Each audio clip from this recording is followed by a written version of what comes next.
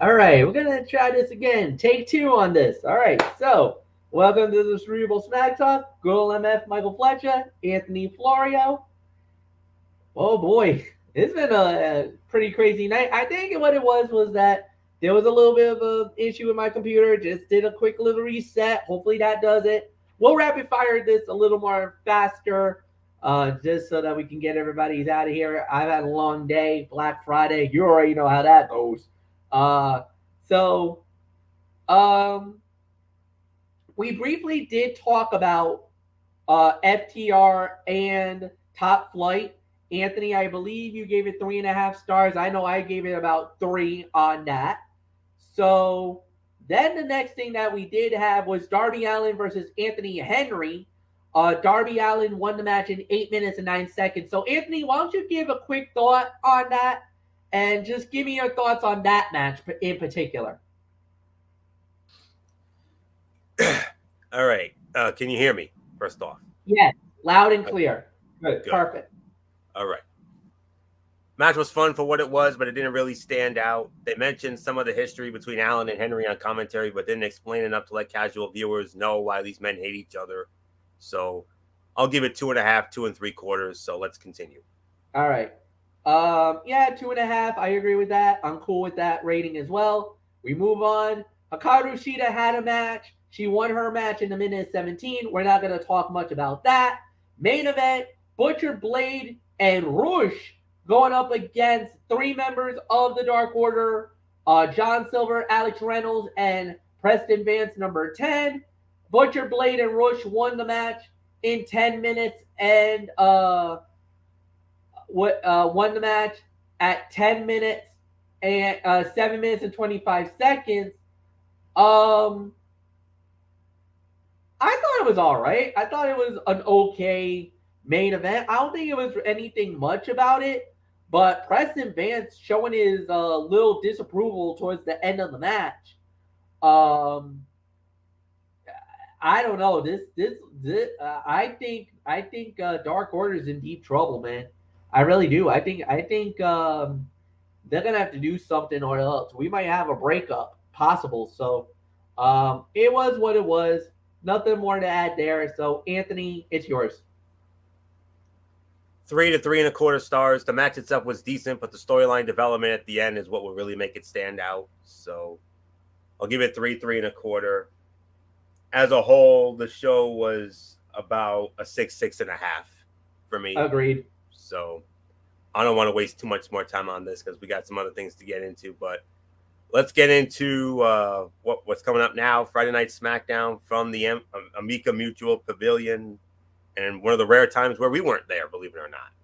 Yeah, Black Friday, but due to my work commitments beyond my control, it did not do the match. So all right.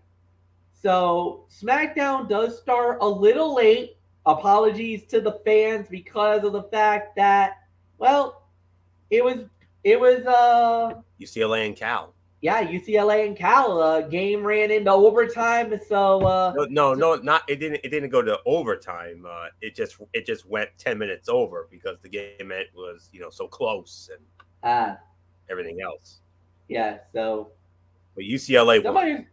somebody told me that the game went into overtime. All right, well, it is what it is. No, So we're gonna move on, and we started out with Damage Control and their Survivor Series squad, and they were like, you know what, we're not gonna win anymore. Reveal your fifth person, Bianca and crew. Reveal your fifth person. All right. Bianca comes out. She's like, yeah, you see the four of us, but there's one more, and that person's here. Who is it? Becky Lynch. I believe you had that She one. is the fifth member of the squad. I called it. I predicted it. It hits. And just as I predicted, Amica Pavilion goes bonkers. They, Oh, I got an, I had a somebody who I knew who's a good friend of mine was inside the arena and said the place exploded. It was a major pop. And he said it. Television did not do justice. They said the place was deafening. It almost sounded like they said the place was deafening when Becky came out. So that's an insider from inside the Amica Pavilion tonight, pretty much predicting what we all thought. The place went nuts. Becky shows up. She is the 5th member of the squad. Oh my goodness, it's a game changer. So, great to see Becky back. Hope she's at 100%. We'll wait and see on that. But there was one thing that also Dee Woodson talked about, and we'll get into that in our Survivor Series preview. But I loved it. This was amazing. This was awesome.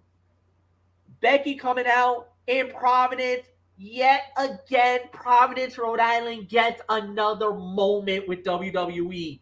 I knew it. I felt it. They had to do it. I'm glad they got it out of the way. I'm glad they dropped it right at the top of the show. And now that gives us something to feast on for the rest of the day. Awesome, amazing, incredible. Nothing more to say. Anthony, it's yours. Can all opening promo segments be this quick? I mean, the crowd never grew tireless because the pace was frenetic. We had the huge return of Becky Lynch, and the brawl was nice, compact. Before the faces stood tall to put a nice bow on things. Lynch's return is a game changer and gives Raw's women's division yet another name to build around. Kicked this show off with a ton of hype and created genuine excitement about tomorrow night's women's War Games match. You cannot ask for more than that in one of these segments. WWE, Triple H, and the creative team hit this one at the proverbial ballpark and may have stumbled upon a way to make future promo segments more effective in the process. I would say by default, this was the segment of the night. So this was very well done. And MF, you had this one. You called it Monday night when we did Ridiculously Raw. You felt it was going to be Becky, and guess what? It was Becky. You nailed it. And what we would have given to have been there to hear that pop ourselves. But it probably would have ranked right up there, like I said on Monday night. Like I said, it probably would have ranked right up there with the infamous Stone Cold 2001 pop. So, but man alive, what a moment. What a special moment for all of those who were there tonight, and including your insider MF. So, yeah, great way to start it off. So there isn't much more to say on that. Let's get into the first of our 2 World Cup semifinal matches. Representing Mexico, Santos Escobar. Representing the United Kingdom was Butch. Santos Escobar advances to the finals, winning the match in 9 minutes and 55 seconds. Anthony, it's yours. 3 to 3 1/4. This was a good match that would have been better had it not been bogged down in all of the extracurricular activities. It made sense to have the Bloodline try to jump Drew McIntyre and get an early advantage ahead of the men's War Games. And management clearly wanted to protect Butch ahead of tomorrow night's Survivor Series main event. So the overbooking is more forgivable than it would have been in nearly any other scenario. Escobar winning is huge for him and Legado del Fantasma in that it further builds their credibility. Even if WWE Creative could likely feed him possibly to Strowman in the finals, or do they? We don't know. But this was a 3 to 3 1/4 star match, and a huge win for Escobar there. I can only imagine, MF, what you would have done had we been there tonight. Had you saw Zelina Vega, you would have lost your damn mind, as I'm sure you would have. So, but nonetheless, a very, very good match here. And I had a train of thought on this, but I lost it. So I'm not even gonna waste any more time on it. So this was about 3 1/4 for the effort. It probably was longer. I'm sure that's probably via TV time. I'm sure it was probably longer in the arena, but nonetheless, 3 to 3 1/4, one of the fights of the night for sure. So, now I know. The finals next week, next Friday night, SmackDown, Yes. Buffalo. Yes. Buffalo will have it. It'll be the finals. The finals will be next week, not at Survivor Series. So, Not at Survivor Series. Yes. so that's my train of thought. So 3.25 for this. MF, big win. Big win for Santos Escobar. Yeah, big win for Santos, no doubt about it. Incredible performance. And yeah, we move right on along. Well, I'll say about 3 stars for that. Absolutely agreed. Promo segment by Bray Wyatt. Dude, did you see the fireflies? Did you see that? Oh my God. Yeah. That's one of those moments where I wish we could have been there because, I mean, Anthony, you got to see it live. I got to see it live once on Monday Night Raw. I got to see that the whole place illuminated like that. Dude. I saw it when my brother Nick treated me to a SmackDown taping for my birthday back in 2015. It was 2 nights.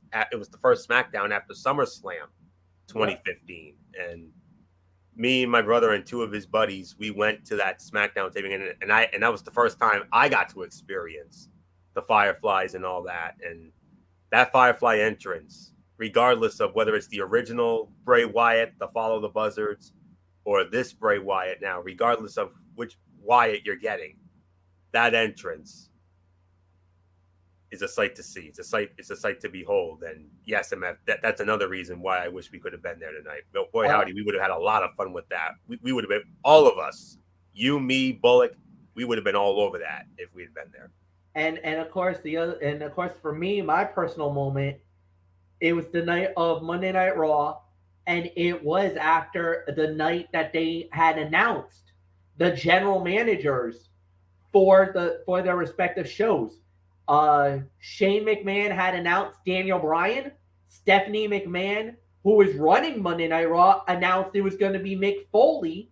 And during that, it was during a promo segment that had John Cena, and they had John Cena, Enzo Amore, and Big Cass together, had AJ Styles and the OC, Luke Gallows and Carl Anderson, and then of course New Day showed up, Kofi, Xavier Woods, and Big E, and was interrupted by Bray Wyatt and the Wyatt family.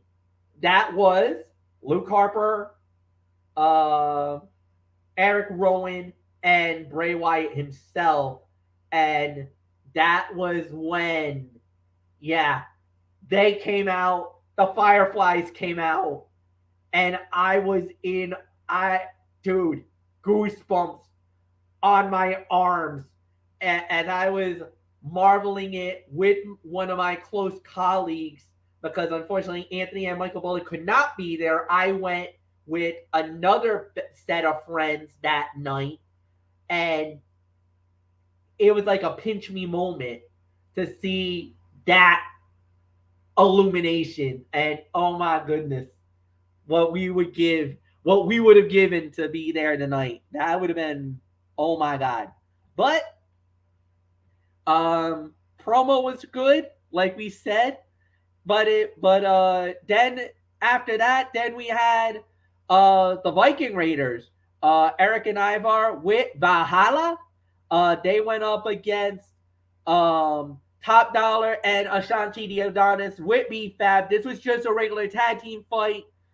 Viking Raiders wins it pretty easy. 2 minutes, 45 seconds. Nothing much to talk about there. We'll just move right on along.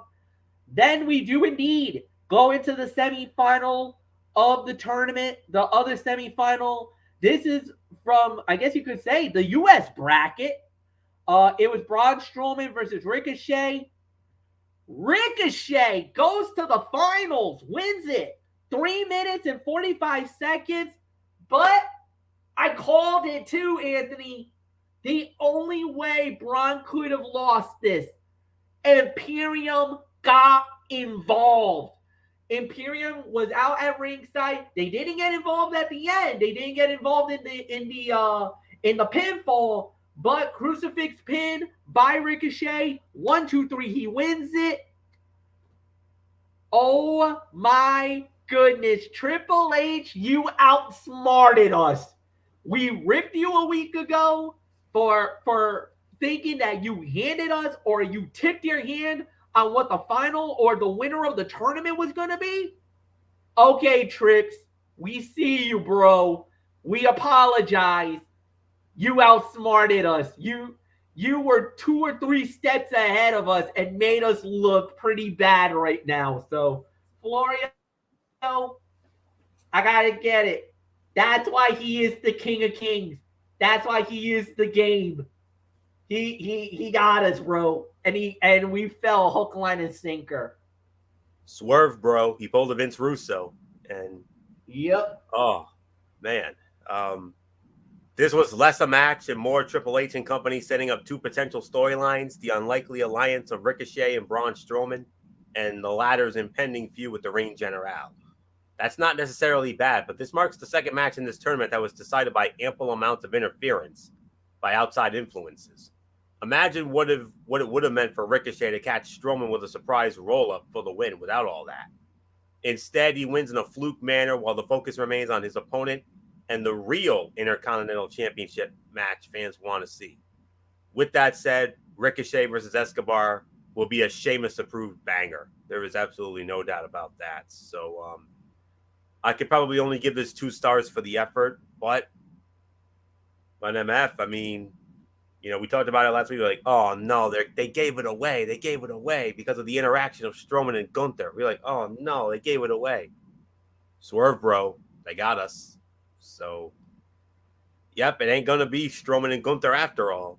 But I do think it's very likely going to be Ricochet and Gunther one more time. So that's just how I feel about it. So, but hey, at least Ricochet's going to benefit from this. So yeah, at least he's going to get a little more exposure here. So that's good. That's good. So, all right. So Bullock has just joined us. So I don't think we should really bother with Rampage MF because that was a meh show anyway. So that was about a 6.5 we gave that. So wasn't really much to speak of on that. But let's get Bullock caught up on the happenings of tonight's SmackDown anyway. All right, and Michael Bullock, welcome to the party, bro. Good to have you, man. And you know what? Let's start right at the top. Becky Lynch, member number 5 for Team Bianca Belair. Give me your thoughts, bro. It's the man.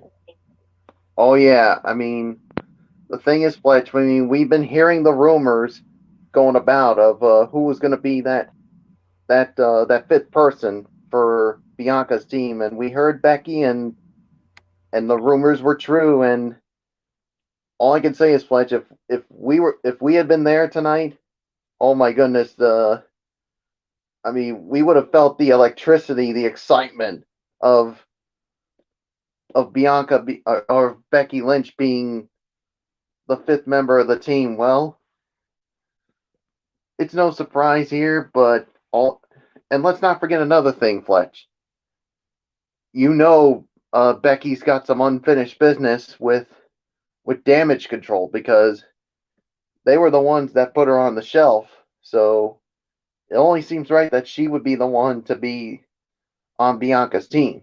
So great to see Becky back, and all I can say is can't wait to see how she does with this War Games event going down tomorrow. So the man is back, boys. So nothing else to say.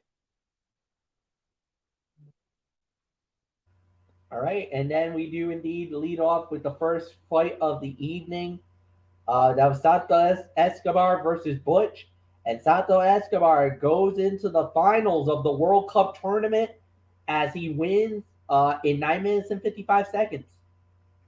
Yeah, I mean, it was a fine match here. I mean, this was a 3-star match as far as I'm concerned, and I think Santos Escobar going over and going to the SmackDown World Cup, I think it's the right move because, let's be honest, I mean, Butch has got some bigger issues to deal with here.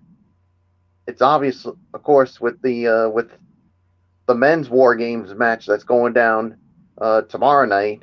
So yeah, I mean, putting Butch over would have been the wrong thing, but no, I mean, congratulations to Santos Escobar. Now he gets one step closer to getting a shot for the Intercontinental title. So there's really nothing more for me to add on to this. All right, and with that said, we move right on along. The next thing that we did have was the promo segment by. We had a promo segment um, by Bray Wyatt. So, quick thought on that. Well, it was another really good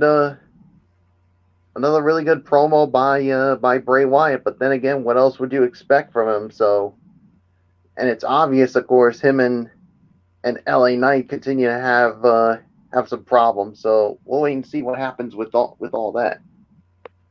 All right.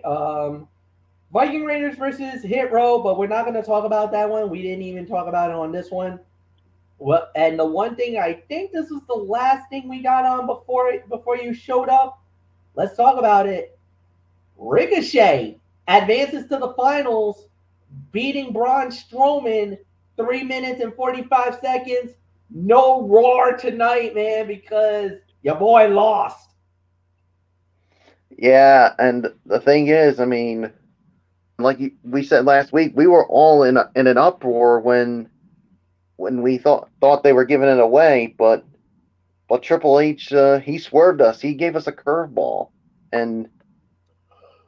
but somewhere down the line, I think Gunther and Braun Strowman are due to face each other. But for right now, Ricochet puts himself a win away from getting another chance at the Intercontinental title from the man that took it from him, and that's Gunther. So I'll give it about 2 stars for the effort. So nothing more to say. All right, and now I do believe you are caught up. So next up we had was a tag team match. This was highly coveted. It was the SmackDown Women's Champion Ronda Rousey and Shayna Baszler against Raquel Rodriguez and Shotzi. It was Ronda and Shayna winning in 3 minutes and 30 seconds. But you also got to remember, before the match even got started, there was a promo segment, and basically Ronda and Shayna jumped Shotzi and Raquel before even the match got going. So it does take a little bit away from the match. There's nothing really much to say. So I'm not going to waste the time. But I am going to go into the main event, guys. And it was Sheamus and Drew McIntyre versus the Usos. And this is the match that would determine who got the power play in the men's War Games match. Well, Team Brawling Brutes is on the power play. They win the match in 17 minutes and 40 seconds. They get the man advantage, and that's going to be very vital to have that 3-minute advantage each time out in War Games. Big win for the Brawling Brutes. That's a great news for them. And like we say, that's normally when you get the man advantage, you never know how it plays out. And this actually bucks a little bit of a trend too, guys. Normally the heels normally gets the power play in the War Games. I think this is maybe the second or the third time I can ever remember where a face squad actually gets the power play in War Games. So, I mean, this is huge. Big outcome. I'm very happy with it. Fight of the night. 3.5 to 4. You could maybe even make an argument for 4.25 if you wanted to. So, nothing more to say. Anthony Florio, the Brawling Brutes are on the power play when it comes to the War Games tomorrow night. It could, because of that, it could set it up for the Bloodline to win it, but we'll have to wait and find out. But nonetheless, Yeah, this was indeed the fight of the night here, no doubt about it. 3 3/4 to 4 stars. The match was predictably good given the talent involved, but the action was almost secondary to what occurred late between Kevin Owens and Sami Zayn. KO is going to be the match that sparks the split between Zayn and the Bloodline, and you can see it coming, particularly after his botched interference cost the Usos the win. Jey Uso already hates him and will relish the opportunity to tell his brother that they can no longer trust the honorary Uso. It's only fitting, too, that Owens brings about the much-anticipated Zayn babyface turn that will result from all of this. The two have been joined at the hip since day one, and Owens deserves to be there when Zayn has his big moment. Otherwise, the booking of the babyfaces to hold the main advantage in War Games is always a terrible choice. But Roman Reigns is the star and will get a huge pop for his entry into the match, so one can at least see where the thought process was there. So 3 3/4 to 4 stars, hands down the fight of the night, no doubt about that. So, Michael Bullock, how about it? The face team getting the advantage in the War Games match. 9 times out of 10, it's usually the heels, but this is one of the rare times where the faces get it. Yeah, I mean, normally when you think of it, the heels are the ones that usually get the advantage, but not this time here. So, I mean, part of me thinks the Bloodline is going to win this War Game, but you never know. I mean, maybe having the Brawling Brutes team could win it. Could be the setup for a potential Sami Zayn breakup with the Bloodline. So, because you could already see the tension, obviously, with Jey and Sami. So we'll see what happens with all that. So 3 3/4 to 4, the fight of the night, hands down. So there's really nothing more to say. Let's move right along, Fletch. Florio, you lead off on the overall review. Wouldn't have it any other way. 7.5 for me. Who knows how we would have rated it if we were there, but it's within that 7 to 7.5 range. Main event was the fight of the night. You also had the Butch and Escobar. That was the second best fight of the night, and I mean those were the only 2 quality matches we got. Those couple of other anticipated matches were a little too short for our liking. Becky getting the big pop upon her return. That was a big moment, and I'm glad they threw it right out there, and I'm glad they didn't make us wait for it. So, but from a television standpoint, I probably would give it in excess of 7.5 in that neighborhood. So, who knows how we would have rated it if we were there? So, we probably would have rated it higher if we were there, like we usually do. But anywho, 7.5 for me. Michael Bullock, how did it look to you from your end there? 7.5 for me. Yeah, 7.5 for me. I mean, we probably would have given it higher if we were there for that. But it is what it is. But I mean, you literally set everything up for tomorrow night's Survivor Series War Games.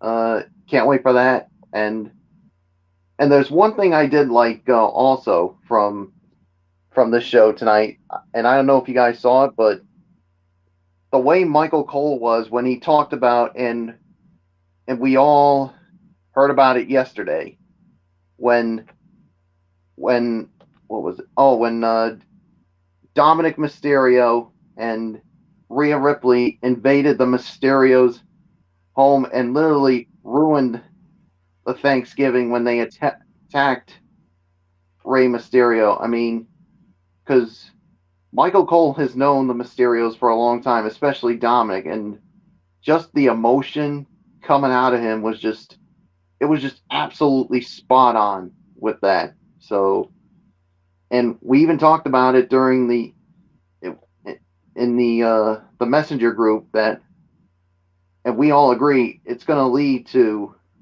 Rey and Dominic. The match, I think, is going to happen, and I think it's going to go down at WrestleMania. So that's the other thing I wanted to address as well. So overall, a good go home edition of SmackDown. So it is yours, Fletch. All right, so here we go. We're gonna preview now. Seven and a half is my official rating as well. I think you guys nailed it on every front. I got a few friends from the 2184 crew that was fortunate enough to be there, and the one guy that was there. His comment was pretty simple. He said SmackDown was lit. That means it was a very good crowd in Providence tonight, which no big surprise. WWE and Providence is like a marriage made in heaven. They love WWE loves Providence. We love them.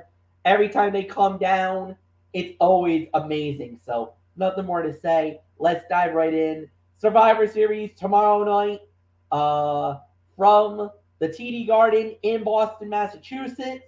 And here is the fight card. As of now, it's 5 matches. Well, mainly because War Games takes over 2 of them. But we will start it off with the United States Heavyweight Championship. Seth freaking Rollins putting the title on the line against Bobby Lashley and Austin Theory. Okay, now this could go a number of ways.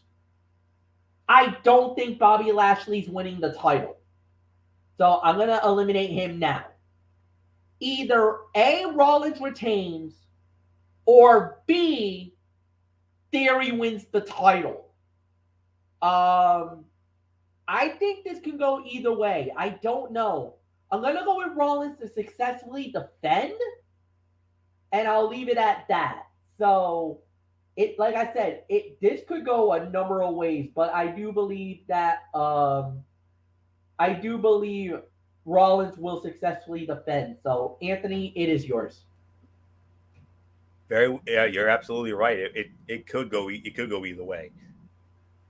Rollins' U.S. title run is too fresh to give up on now. Rollins put a lot of people over and was finally rewarded with a singles title run.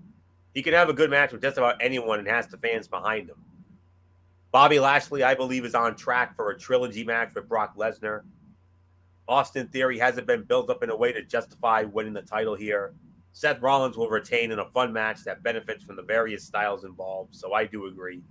Winner and still the United States Heavyweight Champion, Seth frickin' Rollins. So, Michael Bullock, are we going to make it unanimous? Are we going to go with Seth frickin' Rollins to successfully defend the title? Yeah, I'm gonna make it unanimous here. I'm going with Seth freaking Rollins to retain the title. I mean, Bobby Lashley, I agree. I mean, I don't think it makes sense to put the title on him, especially since he's gonna be renewing a feud with Brock Lesnar somewhere down the line. And I don't know how I feel about Theory. And plus, like you said, it's too soon to take the title off of Rollins. So Seth freaking Rollins retains the title, and I'm gonna laugh about that one. All right. Next up we have is AJ Styles to go one-on-one with Finn Balor. Singles match. Anthony, it's yours. An MF special, because MF knows the history of these two, and I know he'll get into it when we get to him. But for right now, the Judgment Day just keeps missing out on fully catching on as a top-level force.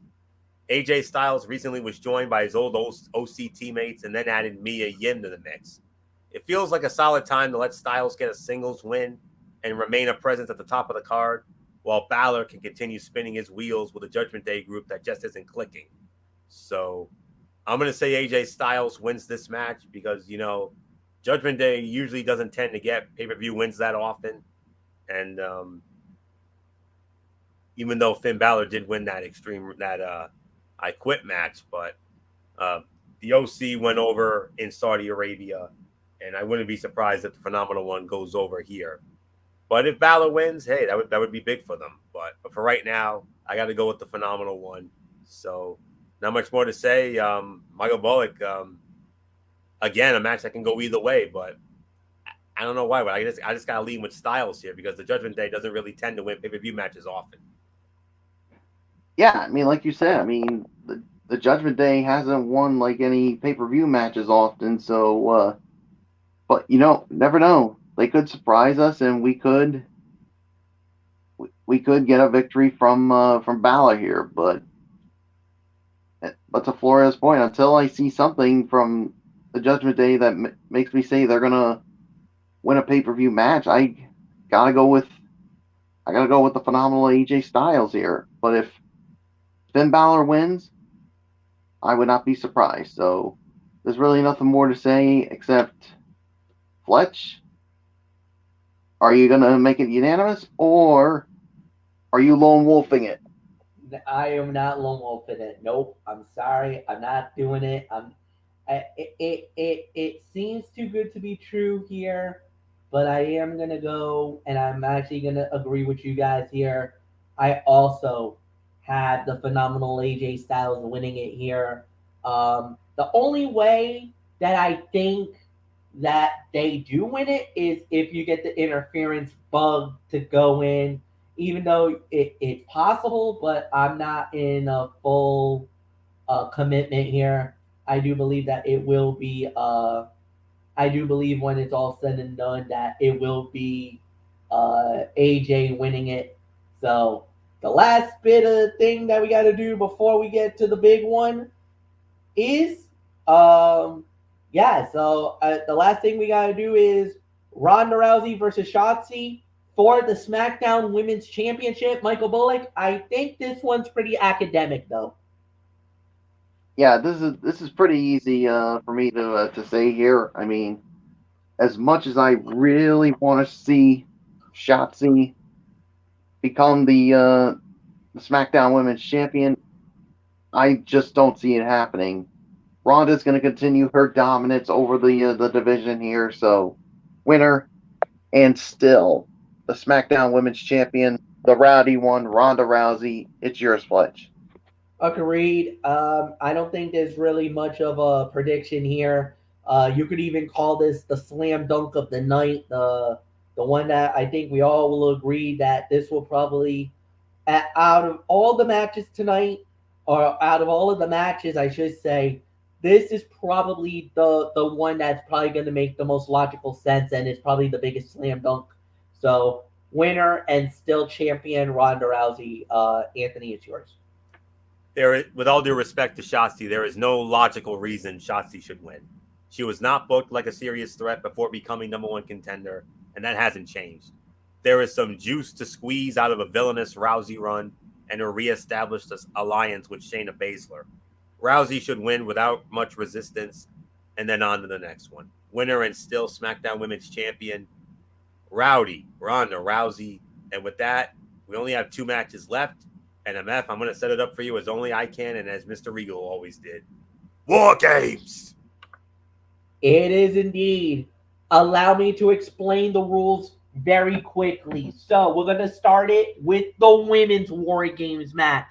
But in War Games, it is 2 rings surrounded by a double size 15-foot high steel cage.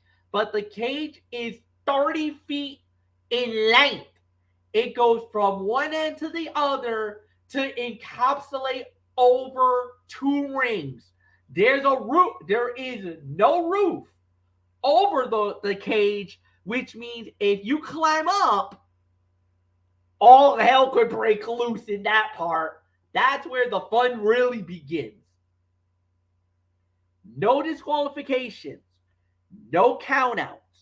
The only way to win this is by pinfall or submission. However, you can only win it when all members are in.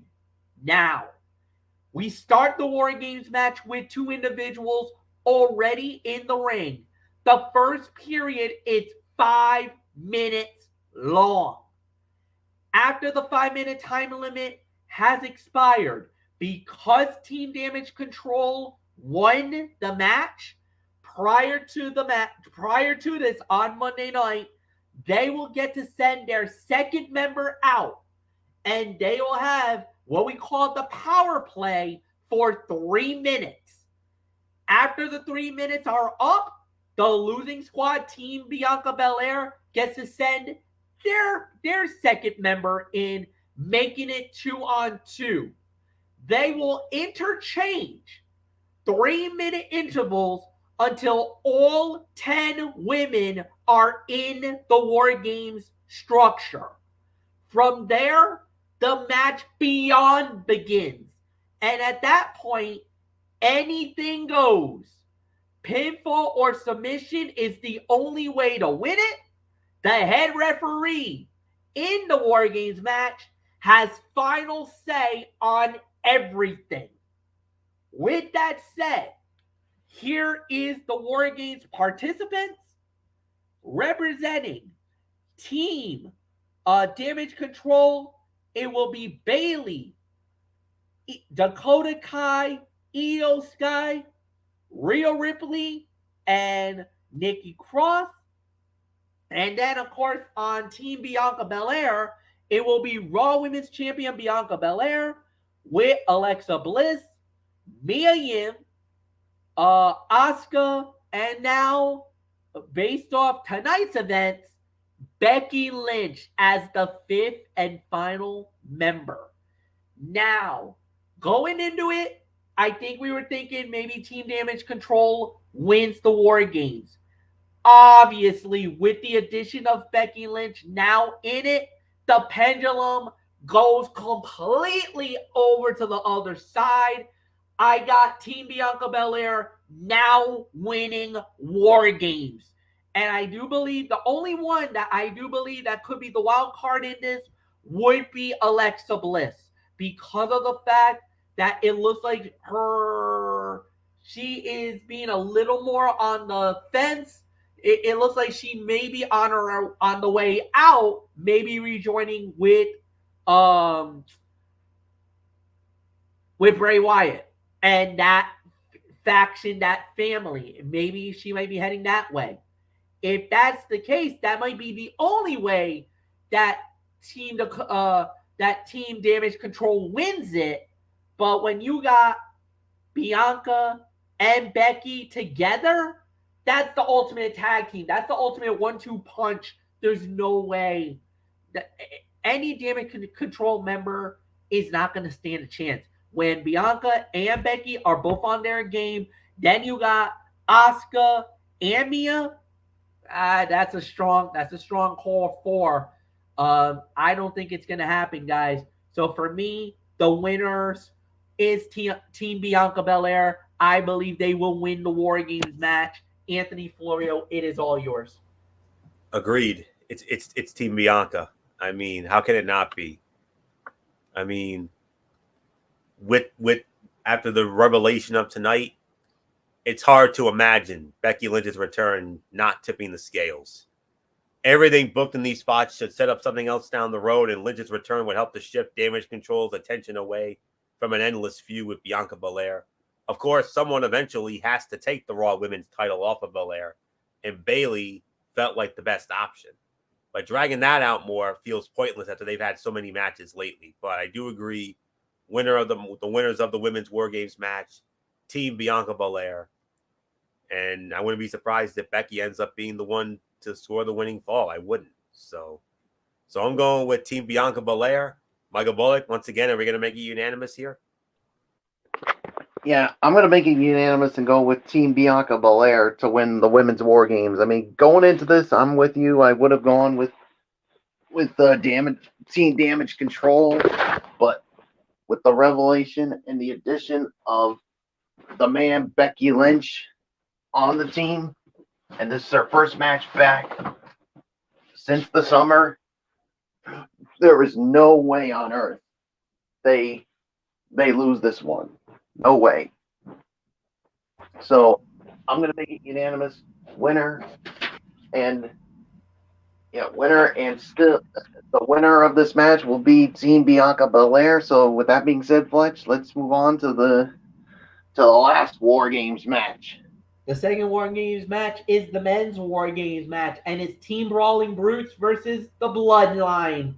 All right, so leading off for the Team Brawling Brutes, of course, Sheamus, Ridge Holland, Butch, Kevin Owens and Drew McIntyre for the Team Bloodline, Solo Sikoa, Sami Zayn, the undisputed WWE World Tag Team Champions, Jimmy and Jay, the Usos, and the undisputed WWE Universal Champion, the Tribal Chief, the head of the table, Roman Reigns. Anthony Florio, who wins the men's War Games match? It would make a ton of sense to have the Bloodline eat a loss here and refresh some challengers for Reigns, and maybe even send Sami Zayn out of the group to link up with Kevin Owens, now knowing inside info about how Reigns and his family tick. But WWE has seemed so committed to protecting the Bloodline, even when they could eat a meaningless loss here or there. Ridge Holland and Butch provide two bodies who are most likely to eat the loss than anyone on the Bloodline side, aside from Sami Zayn, if they choose to move that story forward now. We would love to see it go the other way, but picking the Bloodline always seems safe. However, very rarely is there an opportunity for the Bloodline to lose clean at a major event. Their status as record-setting champions makes them nearly bulletproof. But War Games omits their titles from the equation. The Bloodline's continued infighting could plant the seeds for something like Sami Zayn's exit or a coup in the group. Victory for the good guys will present Sheamus and Kevin Owens with well-deserved undisputed world title shots against Roman Reigns. And quite simply and frankly, there are too many positive and intriguing outcomes stemming from the Bloodline's defeat. So I've given you arguments for both sides, but I got to go with the Brawling Brutes, Drew McIntyre, and Kevin Owens. And the only way they can win this thing is for anybody but Roman to take the fall. And I think Sami could possibly take the fall, or Sami could screw up again like he did tonight. And maybe he costs them.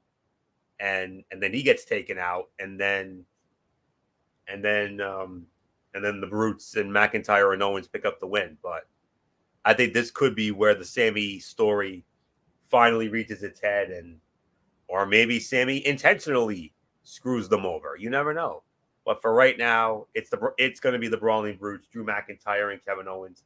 But if the Bloodline were to win, I would not at all be surprised. I wouldn't. So, but I think this is one of those rare times they can take a loss here. It's not like they're going to lose the titles or anything. So give me the face team of the Brawling Brutes, Drew McIntyre and Kevin Owens. Michael Bullock, your thoughts on what I believe will be the fight that steals the damn show, along with the women's.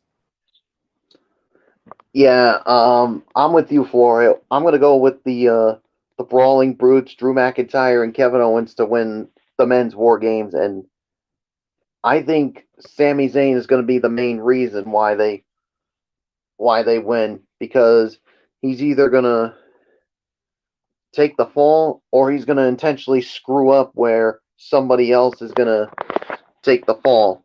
I think it could be the only one I don't see taking the fall is the undisputed Universal Champion. I think either Sikoa or the Usos could eat the pinfall here. So I'm going to go with the Brawling Brutes, Drew McIntyre and Kevin Owens to win it. What? You making it unanimous? I'm going to go with the Brawling Brutes to win it all. I think they will. You made that valid point. I think it's going to be a very interesting dilemma. And it could end up being something even more better than expected. But I do agree with you guys. I got the Brawling Brutes winning the War Games matchup. Guys, we are done. Oh my goodness. I didn't think we were going to get it, but we got it. So it's over. It's done for. We're out of here. Tomorrow night, NFL Saturday, hosted by Anthony Florio, 10:30 Eastern. We'll be back here on Sunday night to recap Survivor Series. Or you know what? We might even do the show at 11. Just when Survivor Series goes off the air. Hopefully 11. We'll see. Depending. But yeah, so nothing more to say. Have a good night. We'll see you guys tomorrow. Bye-bye.